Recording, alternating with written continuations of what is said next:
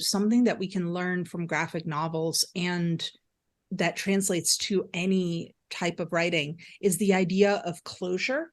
So, like, we are so used to seeing graphic novels, and part of this is because our brains have been trained by watching movies and watching TV. We're used to the sharp cuts from one scene to another.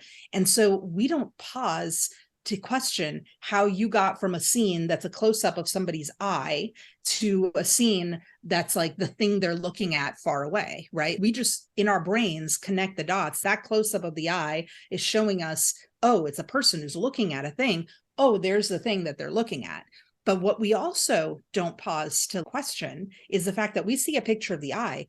Literally on the page, all we have is a picture of the person's eye, but our brain fills in the fact that there is a head and a body that goes with that eye. It is not just a disembodied eye, like the eye of Sauron or something, who's looking at the world, sort of like spotlight looking at the world. Like it's a person, and that eye belongs to someone. The same thing is true with our writing, right? Like we have something that's like the little pocket that is the page, and it could be the scene with the characters, and it's this very tightly compressed scene.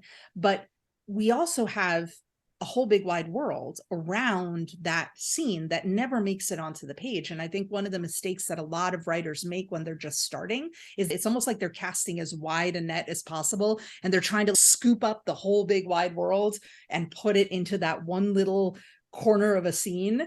And of course it doesn't work, and then we get this massive info dump. But what we need to recognize is that our readers already are trained. Like their brains get that they're seeing the scene, and that scene is in a living room of a house, but they already understand that house isn't just a random house floating in nothingness. That house is in a town or in a city or whatever, and their brain fills in the amount of information that they actually need.